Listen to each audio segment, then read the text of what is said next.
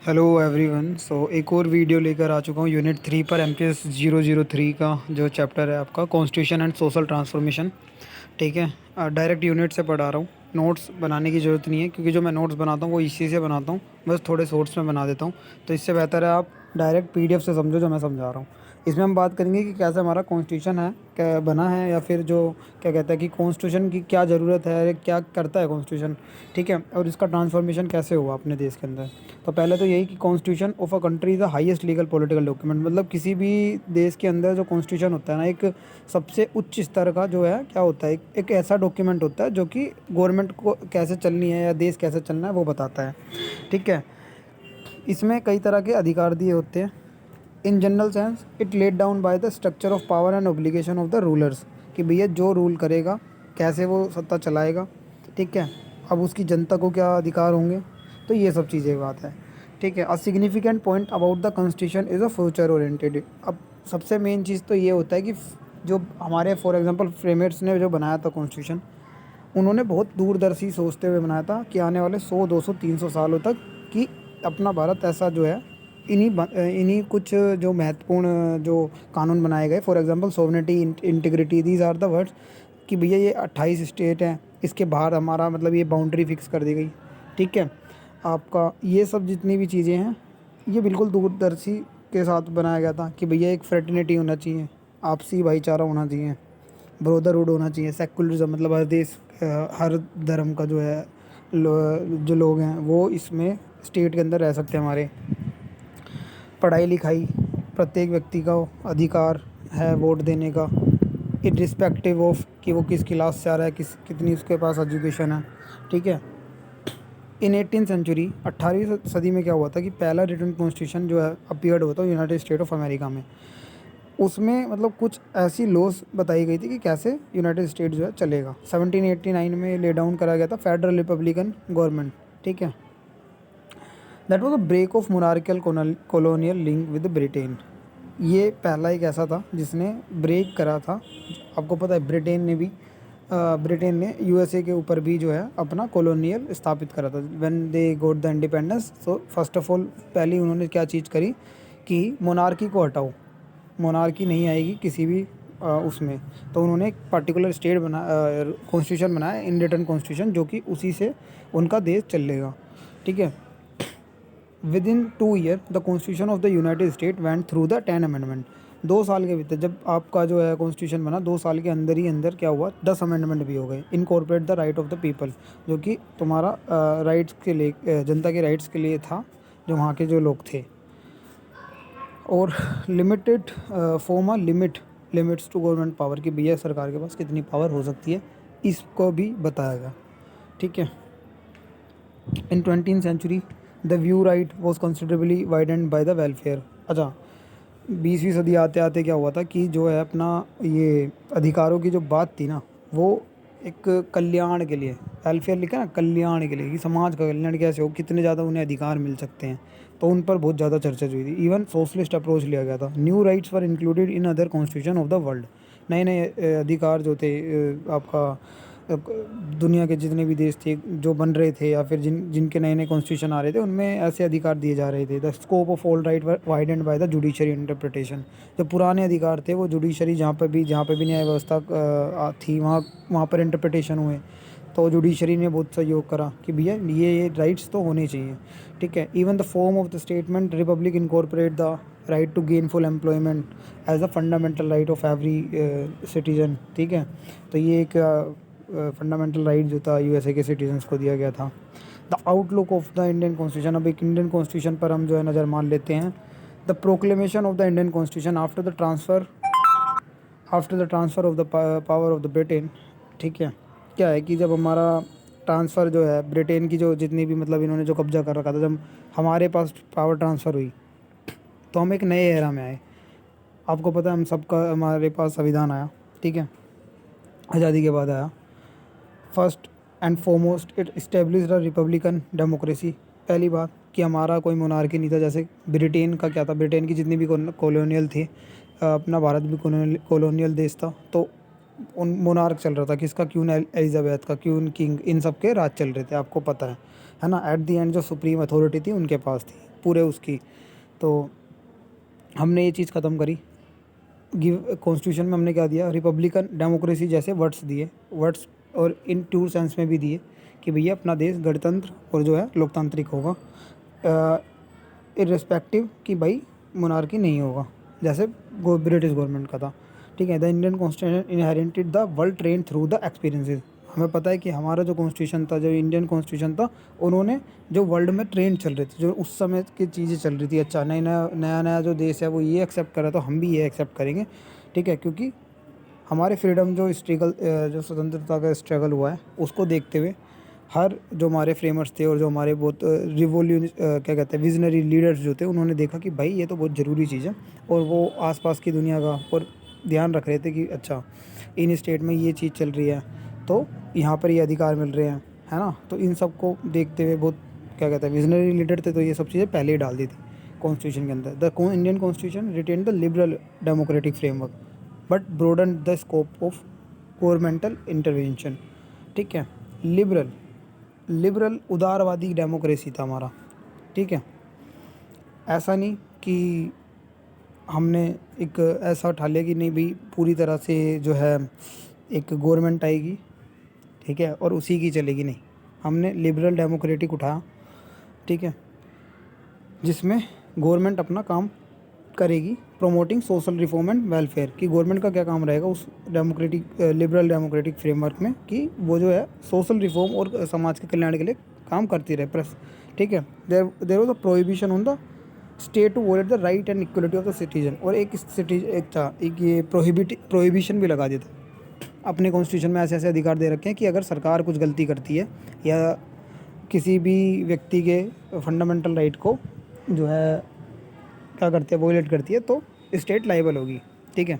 ये पहले नहीं था। अच्छा, मैं लॉ का स्टूडेंट हूँ तो ये इसका कंटेक्स्ट और अच्छा दे सकता हूँ। हमने ब्रिटेन में क्या सीन था, हम पहली बात तो हम ब्रिटेन के लॉ से ही चलते थे पहले।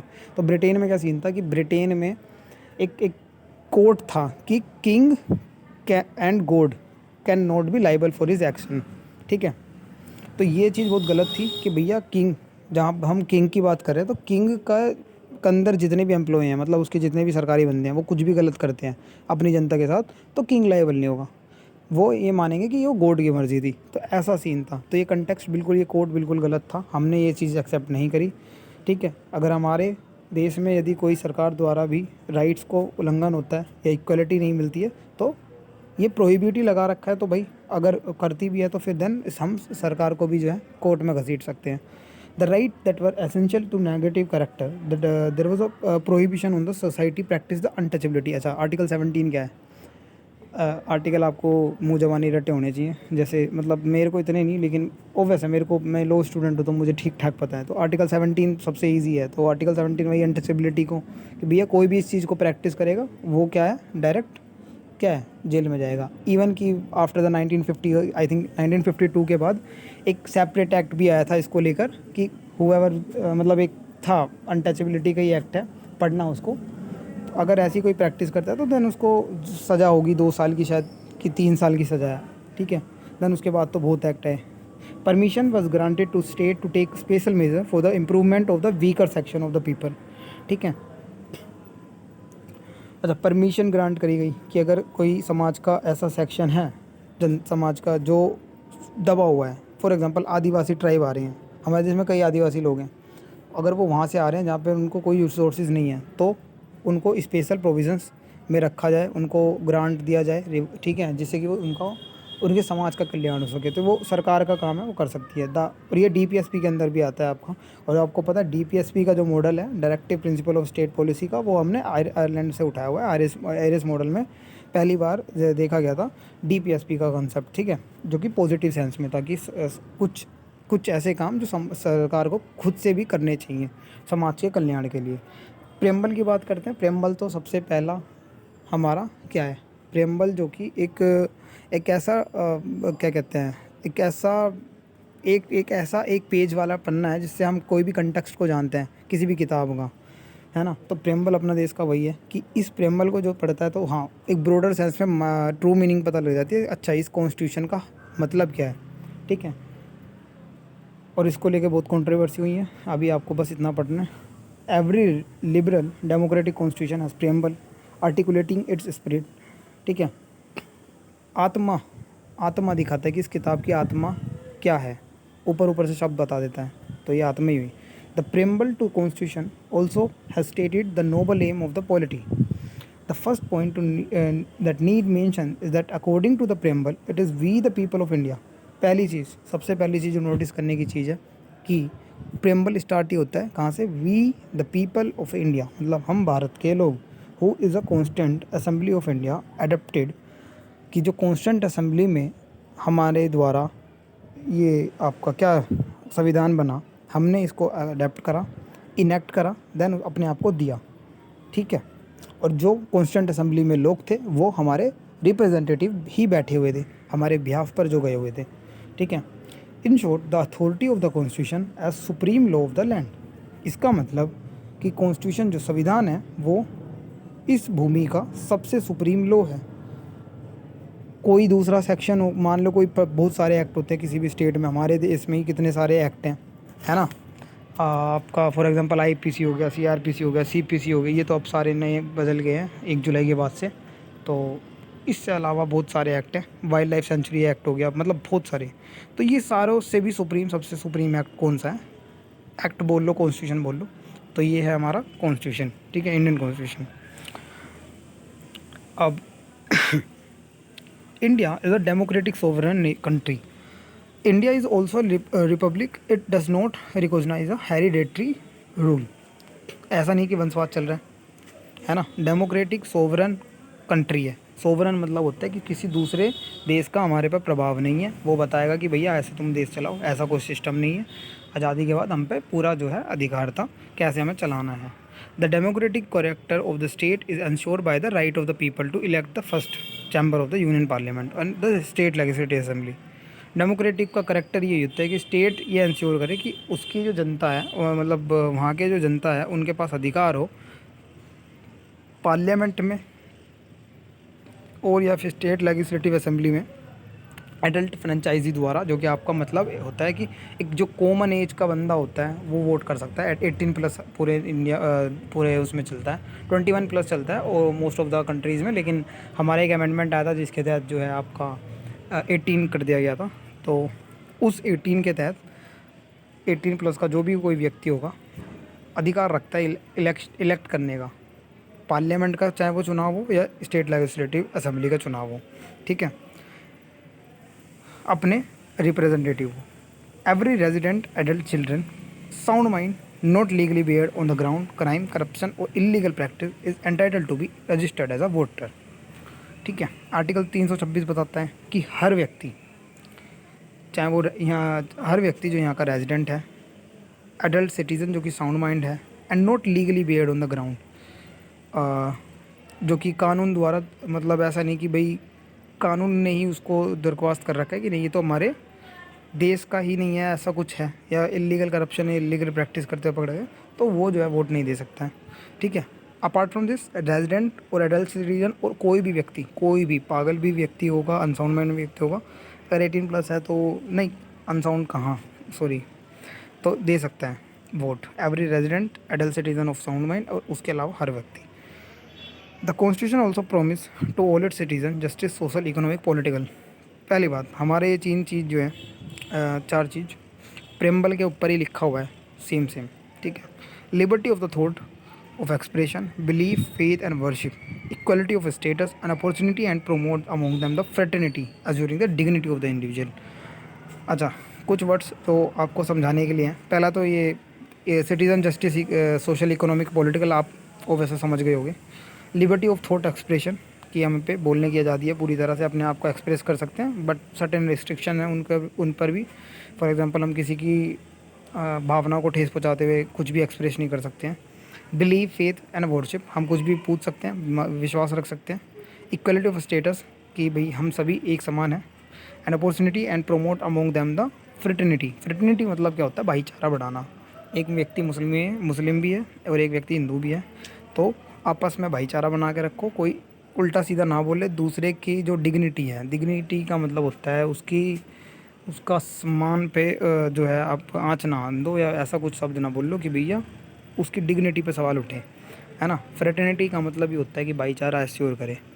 Bye an amendment in 1976 the aim of establishing secularism and socialism and promoting the unity and integrity of the nation were proclaimed. आपको पता है 1976 में इमरजेंसी लगी और प्रियम्बल में 2-3 वर्ड और ठोस दिए, secularism, socialism and unity integrity. Secularism धर्मनिरपेक्ष, state has no religion and state will not interfere in anybody's religion. आपको पता है सेकुलरिज्म का ट्रू मीनिंग ये होता है, बाकी अपने देश में कुछ और ही मतलब है।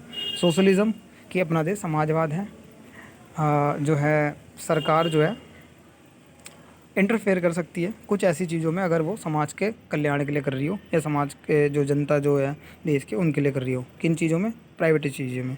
Promoting the unity and integrity, integrity बना के रखेगी, है ना। मतलब ऐसा नहीं कि कोई स्टेट निकल के कह रहा है कि नहीं भाई मैं तो अपना अलग देश मान रहा हूँ, तो ये चीज़ नहीं हो सकता। Rise of the people, the significance of the universal adult franchise can never be overstressed. क्या लिखा है कि यूनिवर्सल एडल्ट फ्रेंचाइजी क्या होता है? एक ऐसा कंसेप्ट जो कि जिस कंसेप्ट के थ्रू व्यक्ति जो है कोई भी व्यक्ति जो है अपने देश के अंदर कोई भी देश हो वोट देने का अधिकार रखता है। लेकिन उसमें भाई बहुत क्या कहते हैं, शुरू से ऐसा ही जो डेमोक्रेटिक वाले सिस्टम में यूनिवर्सल एडल्ट फ्रेंचाइजी का जो कंसेप्ट है ना वो बहुत थोड़ा ओवर स्ट्रेस्ड है कहीं पे। फॉर एग्जांपल ब्रिटिशर्स ने क्या कर रखा था, एक इलेक्टिव सिस्टम ऑफ लेजिस्लेचर में इस्टेब्लिश कर रखा था अपने इंडिया में भी, until the coming into the force of new constitution. जब तक हमारा नया संविधान आया उससे पहले क्या चल रहा था कि 15% ही जो एडल्ट इंडियन है वो वोट दे सकते हैं। उनमें भी कौन दे सकता है? जिनके पास एक अच्छी खासी प्रॉपर्टी है, मतलब कहने का मतलब अमीर है, और दूसरा अच्छी खासी पढ़ाई लिखाई किसने कर रखी है। By one stroke it was made universal and become the key factor in the making and unmaking of the government. For example USA में भी कुछ ऐसा था कि वाइट लोग जो है वोट दे सकते हैं, कहीं पे ऐसा था कि वुमेंस वोट नहीं दे सकती, तो ये सब सीन था। तो ये यूनिवर्सल फ्रेंचाइजी कहीं ना कहीं अपने हिसाब से देश चला रहे थे, लेकिन अपने देश ने ऐसा सिस्टम नहीं करा। The constitution not only made on the people ultimate master of the destiny but it also made them equal. अपने देश में महिला हो कोई भी हो 18+ हुई वोट दे सकते हो आप। The traditional Indian social system, fragmented by the religious and ethnic difference and stratified by the caste। क्या कह रहा है कि अपने देश जो कि एक ट्रेडिशनल चलता आ रहा था सोशल समाज जो है अपना अंदर, डिफरेंस कहाँ से क्रिएट हुए? By the caste. By the time जो ये कास्टिज्म बढ़ता गया, lost it legitimacy, individual human being become the fundamental unity of the polity. All the political economic rights were granted to the individual at the same time. Some cultural rights were granted to the minority groups। ठीक है। Rights of the people, अपने देश में जो है rights जो है दिया गया है। फंडामेंटल राइट सबसे मेन है, आपको पता है, फ्रॉम आर्टिकल 14 to 32। अब इनमें भी दो चीज़ है कि क्या ये फंडामेंटल राइट प्रत्येक व्यक्ति को या हर व्यक्ति को मिलता है जो भी अपने देश में है या फिर जो देश में आ चुका है। फॉर एग्जांपल कोई फॉरेनर घूमने आ रहा है तो उसको कितने राइट्स मिलने चाहिए, ठीक है, या कोई फॉरेनर है उसको कितने, या कोई एलियन बंदा है, एलियन तो ठीक है, उसको कितने राइट मिलने चाहिए, और जो अपने यहाँ के बंदे हैं उसको कितने मिलेंगे। और वैसे जो यहाँ के हैं उन सबको सभी राइट्स मिलेंगे, लेकिन जो फॉरेनर्स हैं उनको कुछ ही राइट्स मिले हुए हैं। फॉर एग्जांपल एग्जाम्पल नहीं पढ़ी लो, equality before the law and equal protection of the law. Article 14 दे रखा है उनको पूरा पूरा कि भैया तुम्हारे साथ यहाँ पे न्याय नहीं हो सकता है, कानून से पहले तुम्हारी इक्वल समझा जाएगा। फॉर एग्जांपल कोई अफ्रीका का बंदा आ रहा है वहाँ पर तुम यहाँ पे आके उसके साथ डिस्क्रिमिनेशन कर रहे हो तो वो नहीं कर सकते तुम कि नहीं भाई तू हट जा, उसके हमारे लिए उसके लिए लो अलग बना दिया है, नहीं ऐसा कुछ नहीं है। ऑन द बेसिस ऑफ उसके कलर के बेस पे अगर तुम थोड़ा वो कर रहे हो तो बिल्कुल ही, तो ये चीज़ नहीं होगा। Protection against the unlawful conviction, भैया उसको पकड़ा घर के अंदर रख दिया, किसी भी फॉरेनर को नहीं हो सकता। उसकी जान ले ली, ये भी नहीं हो सकता। Article 21 protection against the unlawful detention, कि भैया उसको पकड़ के, हाँ कन्विक्शन में तो वो कि भाई किसी को भी तुम कन्विक्टेड ठहरा देते हो तो ये नहीं कर सकते आर्टिकल 20 के अंदर। आर्टिकल 22 के अंदर आप जो है डिटेंशन नहीं कर सकते। Right against the exploitation in the form of, अच्छा some granted to all person and some to citizens only. हाँ ठीक है। अभी ये मान के चलो मोटा मोटी 14, 20, 21, 22, 23, 24, 25, 26, 27, 28 आप क्या किए, और 28 तक, ये जितने भी राइट्स हैं 28 तक फॉरेनर्स को अवेलेबल हैं, ठीक है। फिर से बता देता हूँ, 14, 20, 21, 22, 23, 24, 25, 26, 27, 28, बस, इससे ज़्यादा नहीं। इनके पास कोई राइट्स हैं किसी भी फॉरेनर पे, इसी के अंदर सब चीज़ कवर हो जाएगी, उनकी जान भी बच जाएगी और वो घूम भी लेंगे अपना मज़े से, है ना। और उनके साथ कोई डिस्क्रिमिनेशन भी नहीं हो रहा है। अब आ जाते हैं अपने अपने पर कितने राइट्स हैं सिटीजन्स के पास, नागरिक के पास, जिनके पास आधार कार्ड है, उनके पास कितने राइट्स हैं। उनके पास हर प्रत्येक राइट है, 15, 16, 17, 18, सभी सारे राइट्स हैं। नेचर ऑफ द राइट्स, अब ये इनका प्राकृतिक नेचर जान लेते हैं कि क्या नेचर है इनका, इन अधिकारों का। Following point need not to be right, these rights are negative in the form in as much as they restrict the authority from violating this right, while most of these rights are against the state, some of them like right against the untouchability and the right protection of the minorities are against the society, while most of the rights granted to the individual, some granted to group। 27, 29, 30 हो गया। ये ना फालतू की चीज़ है, सही बताऊँ, इस ये वाला आप, these points are significant understanding the nature of the rights we have said that in a traditional liberal democracy like a US, the right are negatively framed so that the state does not take them away। Rights इतने दे दो कि state में मान लो कोई ऐसा कल को बंदा आ जाए कि नहीं नहीं ऐसे कैसे दे रखा है, वो कुछ कर ही ना पाए, तभी तो इक्वलिटी बनती रहेगी। नहीं तो कल को डेमोक्रेसी जैसे नेशन में क्या है, कोई भी भड़का के जो है एक सत्ता पर बैठ जाता है ना, और फिर जो है मान लो माइनॉरिटीज़ के जो है राइट्स के हनन कर रहा है, तो उसमें क्या सिस्टम है कि वो बंदा जिसके माइनॉरिटीज़ के राइट्स हार्म हो रहे हैं, वो बंदा डायरेक्ट मूव हो सकता है, और देखो ये भैया मेरे साथ ऐसा कर रहा है, मैं भी एक देश का सिटीज़न हूँ, तो ये चीज़ है।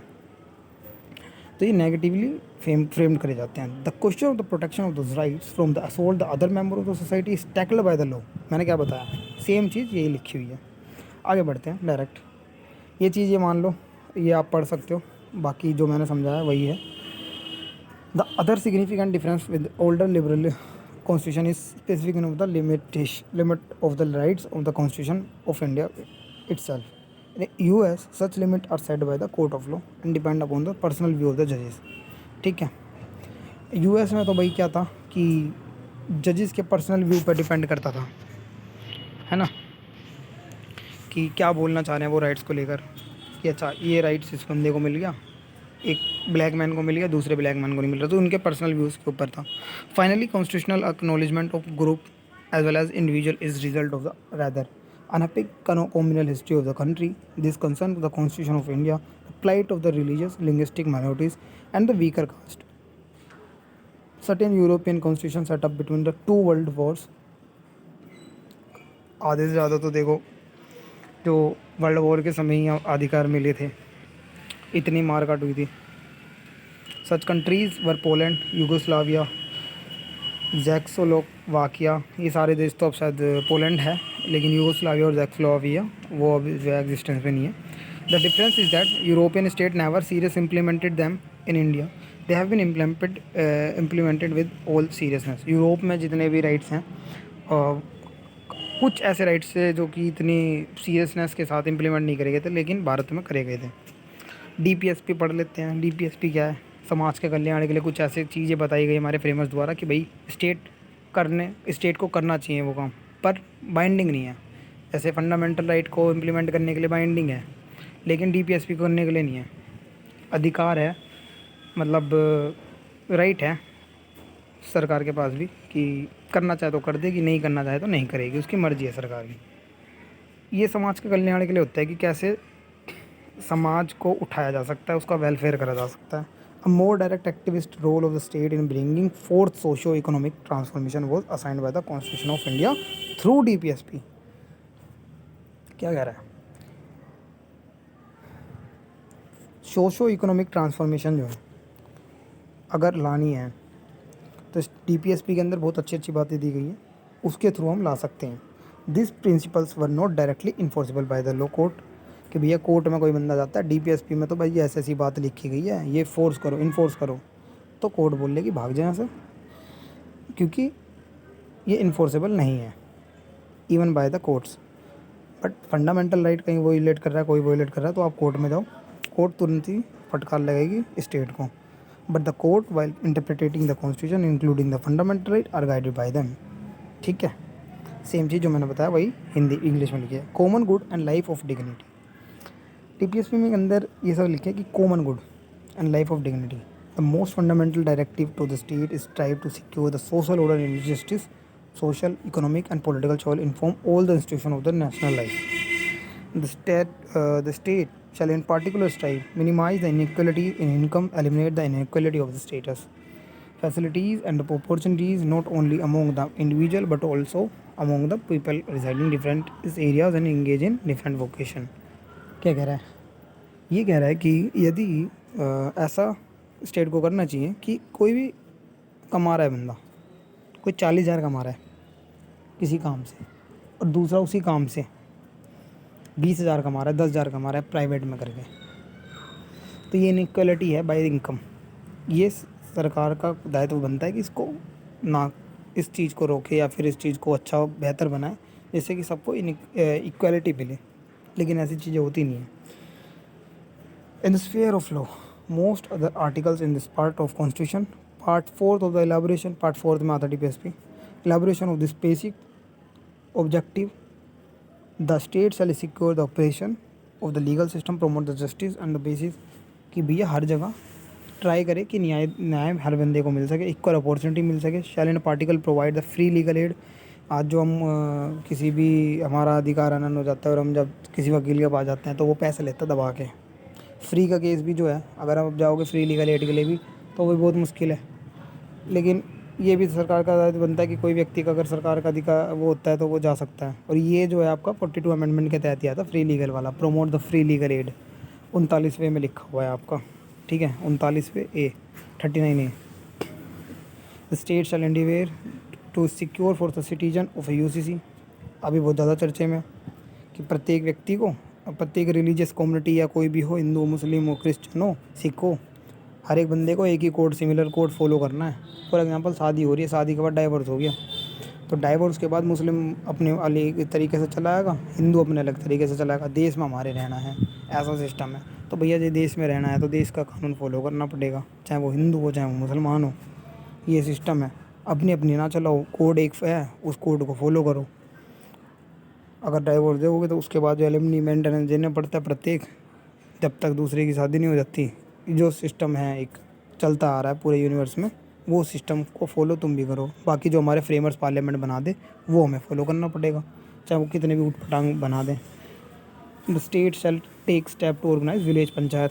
अच्छा, 41 में बोलता है कि स्टेट को विलेज पंचायत जो है बनाओ, उसको ऑर्गेनाइज तरीके से संचालित करे।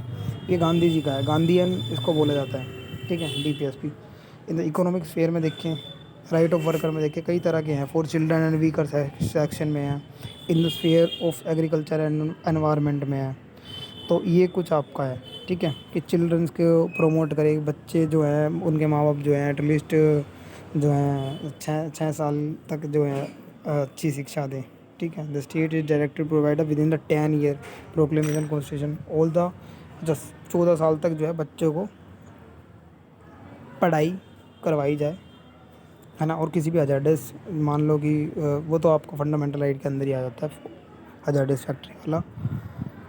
The state shell promote with special care educational economic interest of, अच्छा SC ST को जो है special economic interest education provide करा है, जो कि होता रहता है। आपको नए नए आपको प्रोग्राम दिखते होंगे, अभी फ़िलहाल OBC के लिए भी होने लगा है।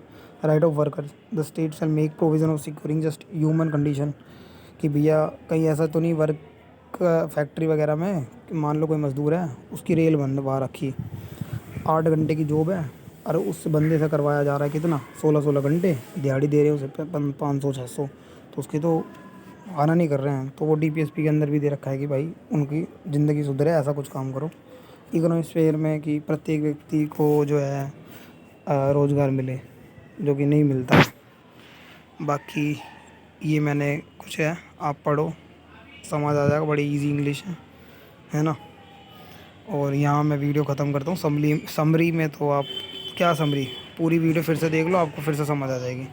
ये कुछ क्वेश्चन है जो कि आप अभी इजीली कर पाओगे। Discuss the world perception of the right that serve the background right the embodies in the Indian constitution. आपको पता है कि जगह जगह से हमारे कॉन्स्टिट्यूशन से अधिकार उठाए गए हैं।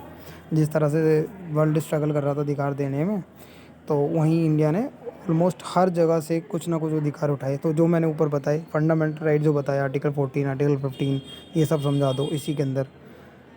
What place to do the people have Indian constitution. The people का मतलब मैं बता दूँ कि हम भारत के लोग कैसे अपनी सरकार चुनते हैं, है ना। हम ही इनेक्ट करते हैं कॉन्स्टिट्यूशन असेंबली में। जो संविधान जो इनेक्ट हुआ था या जो एक्सेप्ट हुआ था, प्रपोज हुआ था, वो हमारे द्वारा ही होते हैं, हमारे रिप्रेजेंटेटिव द्वारा होता। कोई भी अधिकार हम बनाते हैं हमारे द्वारा ही बनता है। हम ही अपनी गवर्नमेंट को इलेक्ट करते हैं। कोई लॉ है हमसे सुप्रीम नहीं। अगर हमारा राइट हनन कर रहा तो ये ऐसे बना के लिखो, what are the negative and positive rights of the Indian constitution. Negative right वही कुछ ऐसी चीज़ें, कुछ ऐसे अधिकार दे दिए जिससे कि सरकार भी अगर मान लो सत्ता में कोई ऐसी मेजोरिटी की आ जाती है जो माइनॉरिटीज़ के लिए कुछ हनन कर रही है, लेकिन माइनॉरिटीज़ को तो ऑलरेडी राइट्स दे रखे हैं आर्टिकल 29 और 30 में। मान लो ऐसे कोई कि भैया एक माइनॉरिटी या बंदा है, वो अपना एजुकेशनल इंस्टीट्यूट चलाना चाहता है तो चला सकता है। ऐसा नहीं कोई मेजोरिटी का सत्ता में आया हुआ है और जो है बंद कर रहे हैं, तो वो चीज़ नहीं हो सकती। तो ये नेगेटिव राइट्स हैं। पॉजिटिव राइट्स जो और सब इक्वल हर बंदे को मिले हों, ठीक है। आर्टिकल 21 जैसे हो गया आपका पॉजिटिव राइट है। What are the right in India granted to the individual, कि एक व्यक्ति को एक इंडिविजुअल को क्या क्या राइट्स हैं। रोज़गार कर सकता है, अपनी बातों को एक्सप्रेस कर सकता है ना। ग्रुप्स में क्या राइट्स हो गए आपका, आर्टिकल 19 से रिलेटेड है ये, डिस्कस कर दो पूरा। What are the rights of group. Assembly बना सकता है पीसफुल, है ना। आपका एसोसिएशन बना सकता है। उसके अलावा आप जो हैं ये एजुकेशनल लिंग्विस्टिक बेस पे आप अपना एजुकेशन इंस्टीट्यूट चला सकते हो। राइट ऑफ ग्रुप्स है। How much transformation potential exist in the DPSP, कि भैया कितना ट्रांसफॉर्मेशन एग्जिस्ट करता है। डीपीएसपी के 4-5 समझाओ, 4-5 नहीं, अगर सारे याद कर सको तो सारे समझाओ। और लेटेस्ट कंटेक्स्ट ये दे दो आपका कि 44 है, इतनी पावर है कि प्रत्येक व्यक्ति को समान अधिकार दे सकता है, एक कोड बना के, आर्टिकल 44। तो ये तो मैंने बस एक बताया, और भी है। आर्टिकल 39 ये बताओ कि लीगल एड प्रमोट करके हर व्यक्ति को जिसके राइट हनन हुए हैं और वो जो कोर्ट में नहीं जा सकता है, फ्री प्रोवाइड करा जाएगा, तो उससे बेहतर हो सकता है उस व्यक्ति के लिए, और अपने देश के न्याय व्यवस्था और बेहतर हो सकती है। तो ये बना के लिख दो, बहुत अच्छे से बना दोगे आप। एक बार और वीडियो मेरी देख लो, समझ आ जाएगा। ठीक है, नेक्स्ट वीडियो में मिलता हूँ।